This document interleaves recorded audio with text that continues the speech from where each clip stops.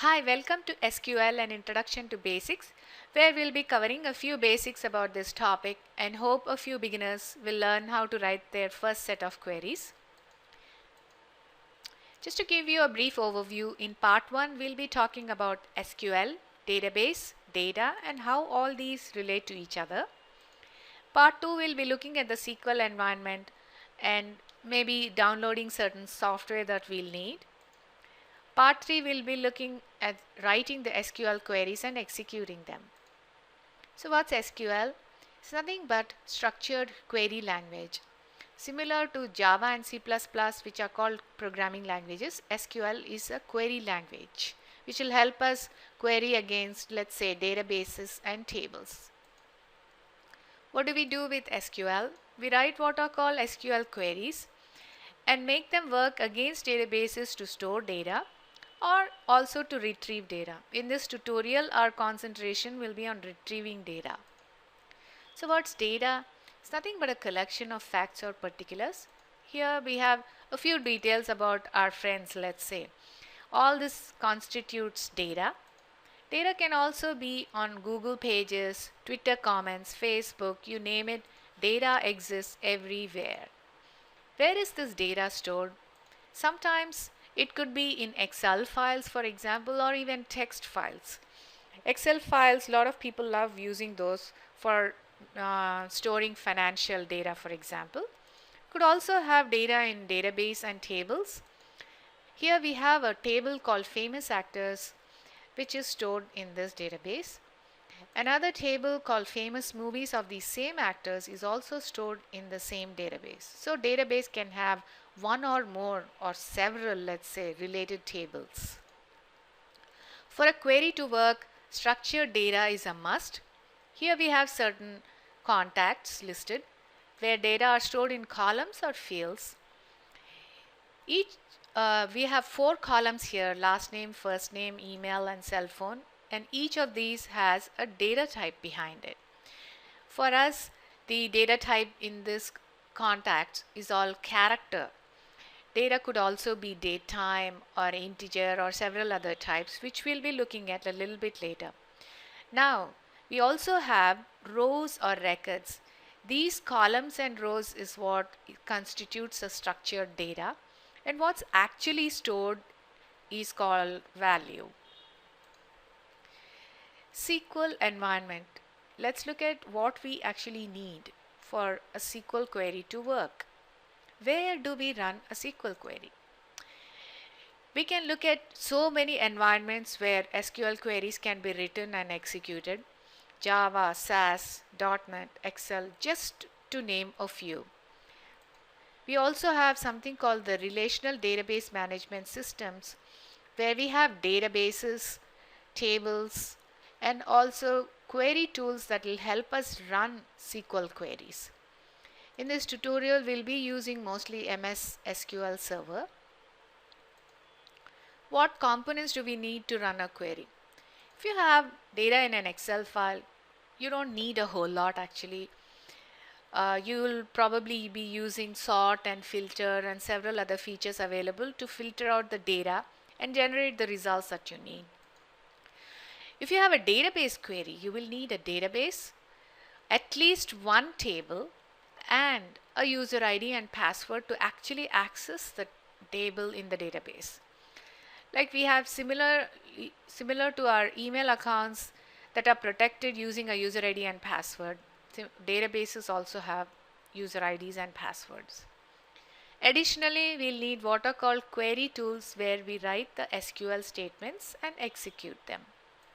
Certain systems also come with what are called query builders, where we have one or more tables that are related to a database, and several drag drop features can be utilized to actually generate the SQL statement, and we don't have to write the queries in this case. However, since we are just getting started, we'll be writing the query statements ourselves. Since we'll be using SQL Server, I've listed a few SQL Server links that you can use to download the free software, and YouTube has several videos on how to download the software, set up the databases, create tables, etc. This is what we'll be needing to actually write our queries. I will be using Microsoft SQL Server Express. Let's look at the SQL syntax. We have a few parts to it. First thing is what to select. For that we have the select clause and then the column names that are separated by commas. We'll look at the all and distinct a little bit later. Next is where do we select the data from. For that we have the from clause followed by the table name from which we want to select the data. We have certain other optional statements like a where statement which will allow us to select a subset of the data based on certain conditions. You can also use the order by to sort the columns in ascending or descending order. By the way, once again, the column names have to be separated by commas. This is a must. Select from, where, and order by, all, distinct, ascending, descending, or all of these are called keywords. Select from, where, and order by must be used in this order only. We'll take a look at what happens if the order is ever changed. If we write a query in one environment, will it work in another? For that, the American National Standards Institute has come up with certain standards so that developers will find it easier to write queries in several environments. But a few tweaks are always necessary when the environment changes, and that's something we all need to pay attention to. But follow these standards and you're good to go. I'll be using Microsoft SQL Server Management Studio to help us execute certain query statements. So let's get started with that. Here I'm going to open up Microsoft SQL Server Management Studio. Normally you would use SQL Server Authentication and enter your user ID and password over here. Mine is set up to use Windows Authentication and I'm connecting. Here is the databases that you can find. Some of these are being set up by the system. And I have actually created a database called Test Contacts. If you want to create one, right click on the databases and use the new database feature. Enter all the required information and your database is ready to go. Next thing is you want to create a table in the database. For that purpose, you would need to enter a lot of information in SQL Server. So I'm going to use an Excel file where I already have my data entered, and I'll be using the import feature in SQL Server to import this information, and then a table will be created. Let's look at that now. For that I'm going to select the database name, tasks, import data, and then next. I'm going to select Microsoft Excel as my data source. Get to the file where I have the data, then choose next. I want to make sure my database has the appropriate name wherever I want to actually the data to be loaded. Click on next, copy data. Here is where I see the Excel file sheets. I'm going to select main contacts and change my destination table name to be main contact. Next. Run immediately, finish. 15 rows of data have been imported. Now let me refresh the database. And there you go. I have my table main contact that's been created here.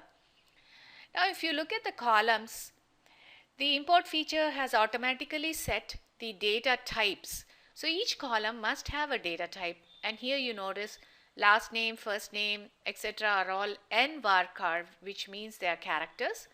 ID is a float, which means it's a numeric value. Birth date is a datetime feature. So all this information has been set up automatically during the import functionality. If you want to create your own table, you can right click on tables, new table, and then you would enter all the required column names, data types, and also enter the data. And then you have your database table ready. Before we actually start writing the SQL statements, let's do a few tweaks and learn a few things within MS SQL Server. There is a new query button which is what will help us create a query window. So let's click on that. And there you go, a query window has opened up. It's important to make sure that your database here is the proper one, because there could be several databases available on a server. So you want to make sure that your database is selected correctly in this box. Now let's go to Tools Options, and under Environment Fonts and Colors, I have changed the font size to 14 so that you guys can see the query statements and I'm typing out. Another thing is, if you go to Text Editor, Transact SQL General, there's a display line numbers. I'm going to check that and see what happens. As you can see, the line numbers are coming up here in this query window. This feature is actually helpful when we want to check where our errors are happening, especially when you have really long queries. This feature is extremely helpful. Now SQL Server comes up with what is called IntelliSense, this box that you see, and it displays all the databases and so much other information which I find a bit confusing. So I want to turn this feature off and make my life a little bit easier. So I go to Transact SQL IntelliSense and disable the feature. For it to work, I'm going to select a new query and close the old one. So now when I type my statement, I don't see IntelliSense anymore. One other thing to know is, before you write a query, how to put comments in here. To write block comments, you would type /* and then write your comment, and then close it using */, and this actually comments out a whole block of statements. Okay? If you want to comment out just a single line, then you can use hyphen or dash, and then that single line of statement is commented out. So we have the table ready, database ready, and we saw a few neat features that can help us get started with our queries. So let's see what's next. Now the first thing is, we want to look at the select and from clauses. If you want to select all the columns from a table, the normal syntax is select * from and then the table name. Here you don't need to specify every single column. It will select all the columns just as they appear in the table.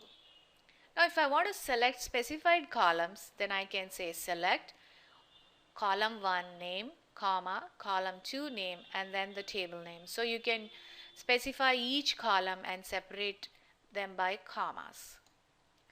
If you want to select distinct values across specified columns, then you can use the select and the keyword distinct and the column names once again separated by commas, and then the from and table name. So let's write the queries and see how they work out. I'm going to say select * from main contact. So when I execute, then I see the results in the query window. Let me pull this up a little bit so you can see it better.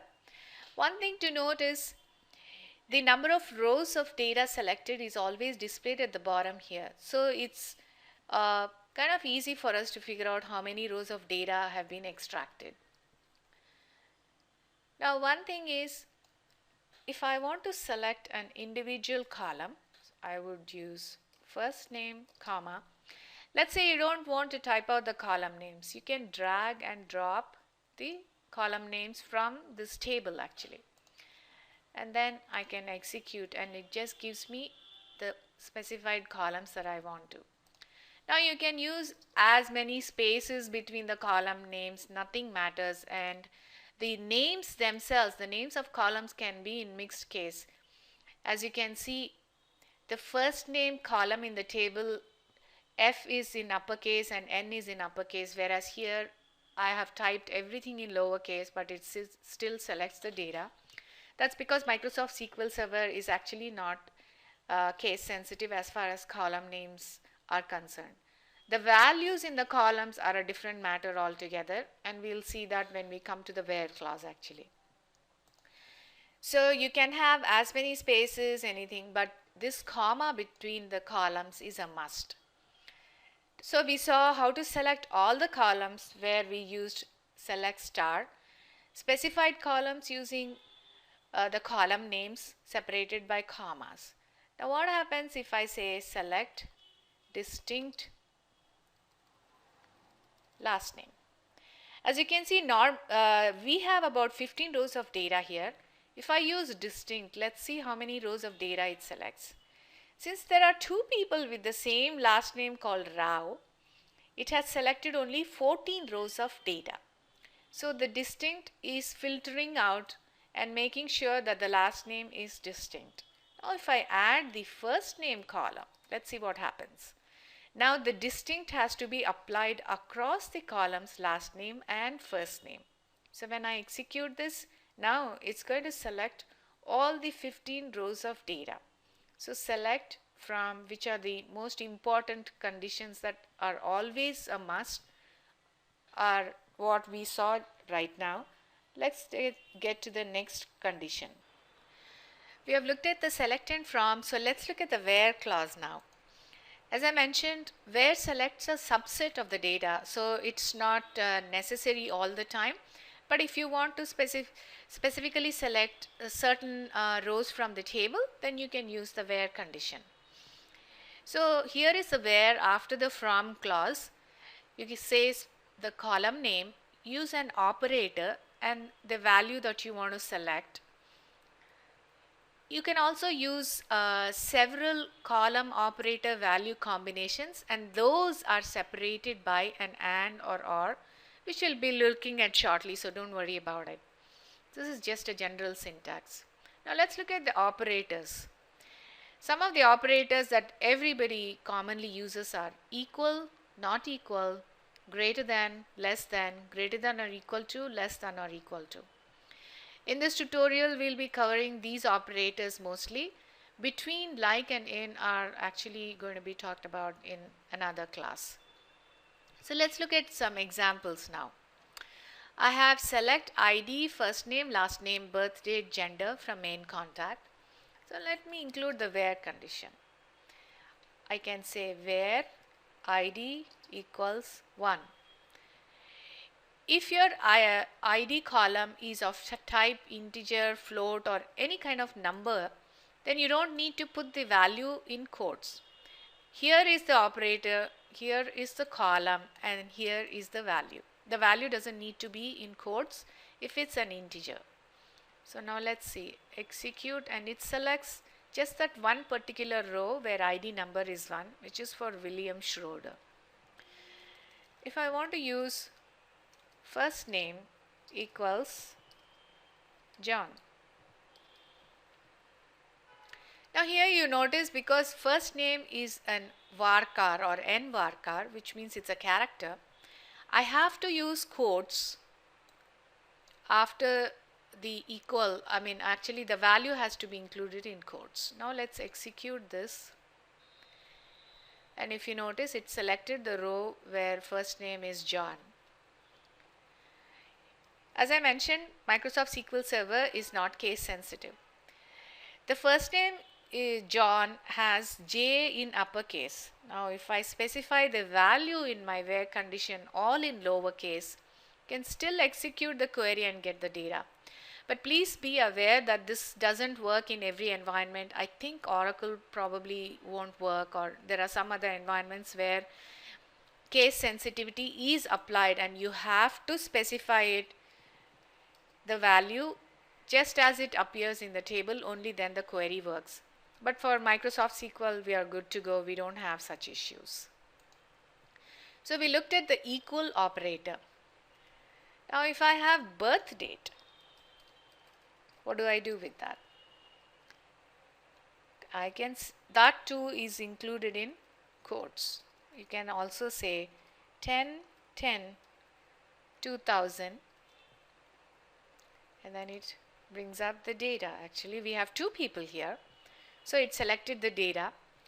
You can specify in month, day, year order, and it selects the data, but it must be put in quotes actually, otherwise it won't work. By the way, one particular thing to note is if you highlight a statement and execute, only the highlighted statement will be executed. So please be aware that if you select a row and execute, you may get errors. If I select the whole query, then execution is easy.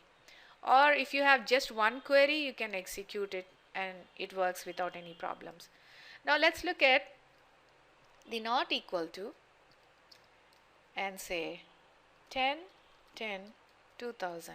So this is another operator where I am selecting where birth date is not equal to 10, 10, 2000.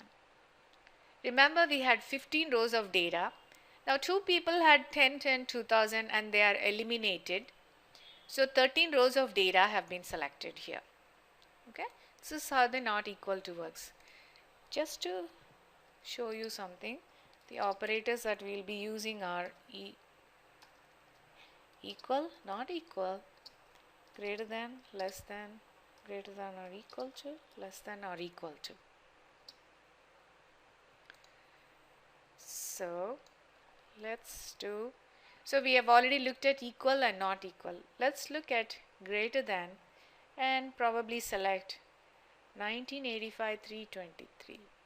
Okay, 0323 1985. Let's see how many rows of data it selects. So here you notice all the birth dates are over 323 1985. Only those rows have been selected.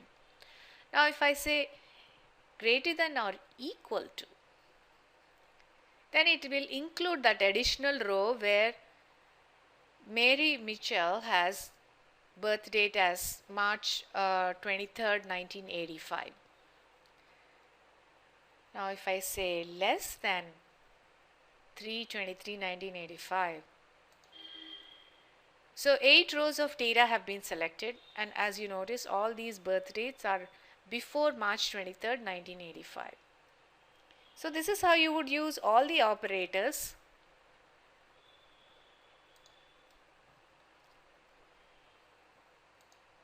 If I say less than or equal to, now it included even Mary Mitchell as part of the selection. So this is how you can use all the operators specified and just get the data that you want to. Now how would you use the and or? Let's look at the and first.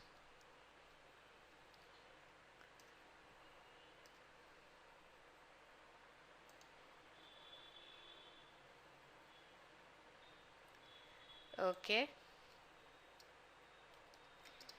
I say include and first name equals Satya. So here I am saying the birth date must be greater than March 23rd 1985 and the first name must be equal to Satya Rao. So it selected just that one particular row. In this case, both the conditions of birth date being greater than March 23rd and first name must be Satya Rao. Both these conditions have to be satisfied. Only then the row will get selected. Now, as you can see, we can mix and match several columns. It doesn't have to be only birth date. The and can be used amongst different columns also. So we have birth date on one hand and we are also using the first name on the other hand. You can also say and birth date is less than or equal to 10, 10, 2000. Now as you can see, we are saying birthday must be greater than March 23rd and it must be less than October 10th 2000. So these are all conditions. You can mix and match your operators and conditions in any way you want to, but please make sure the conditions are correct. Only then the proper data will be selected. The system will not be able to identify the errors. In this case, it's left to us to write the queries correctly.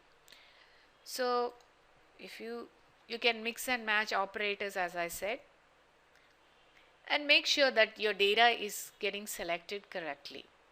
Now if I use OR,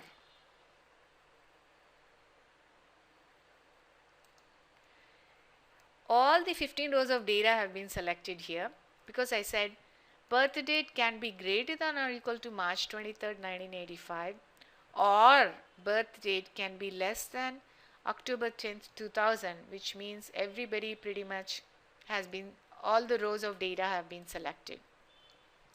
So this is generally how you would use a combination of the operators and the conditions and or to separate one or more where clauses. So you can try out as many combinations as possible and see how things work out. Let's look at the order by clause now. Basically, we include an order by statement after select and from. As you learnt earlier, the where condition is actually optional. So if we have it, we would include it after the from and before order by. But if where is eliminated, you can include the order by directly after the from clause. So in the order by, you specify the columns that you want to order in ascending or descending order, and you can specify more than one column and separate them by commas. The default sort order is ascending. As you noticed, I haven't included any keyword ASE here, which means sort the columns in ascending. That's because it's the default and the system already knows that the columns must be ordered in ascending. Now what's the other way? You can also sort by descending order. For that you would have to specify the keyword DESC after the column name where you want to sort the column in descending order. So these are the two ways in which you can sort. So let's look at some examples. Here I have select first name, last name, birth date, gender from my table, and let's include the order by birth date. Once I execute, as you can see, it has been sorted in ascending order and I didn't have to include the keyword ASC. That's the default. Now if I want to sort in descending order, obviously I have to specify the keyword. If you execute now, you can see that the data are sorted in descending order of birth date. If I want to include an additional column, I can say order by first name after the birth date. So let's see what it does now. As you can see, John appears first before Miriam. They both have the same birth date. So it has been sorted. Within the birth dates, the first names are sorted in ascending order. So that's how these order by clauses work. What happens if I specify and say even first name needs to be in descending order? As you can see now, Miriam Stanford appears first before John Michael. So this is how you can include all your ascending and descending clauses in the order by statement. If I choose not to include the birth date, would this statement still work? Let's say I remove it from the select condition. It would still work, but however, it doesn't make sense because you really cannot see how the data are actually sorted in descending order of birth date unless the column is actually included here. So it makes sense to always include your order by column within the select statement. So what next? Let's look at some common mistakes that we make while executing our queries. One of the common things that we usually do is mistype a keyword. As you can see here in the query tool, it will automatically remove the blue highlight. So we immediately know something is wrong, but just in case you don't notice it, I'm going to remove the descending. You execute it and it clearly shows you that something is wrong near the keyword from. So that means it's missing a select or some other statement. So if we put that back in, then it will work properly. Let's say by mistake, I type my where clause after the select, where first name equals John. In this case too, it will tell you there is an incorrect syntax near keyword from. So obviously you know you cannot interchange these clauses. They must be in the order of select, from, where. If you have the where clause, it has to come after the from, and order by if you have it. It's the last statement that you can use actually. Now if we forget to include, let's say, the comma between the columns, this is a very common mistake that most of us make. Let's see what it does. Select first name. Okay. As you can see, it renamed the first name column as last name, and then it's selecting it. So this mistake is something that the system won't be able to identify. It is we as users who have to pay attention to these commas between columns. And if we make a mistake, there's nothing wrong. Please try out and make as many mistakes as possible and try to fix them. Only then you will learn how to actually type the proper query statements. Now let's say I mistyped the table name. Then it's obviously, in this case, the system cannot find the table name, so it will tell you invalid object name main con. So it knows that there is no such table, and we can fix the error as necessary, and then of course things start working fine. So these are some of the common mistakes. Please try out all the queries and hope you learned something from this tutorial, and see you next time. Thank you for watching.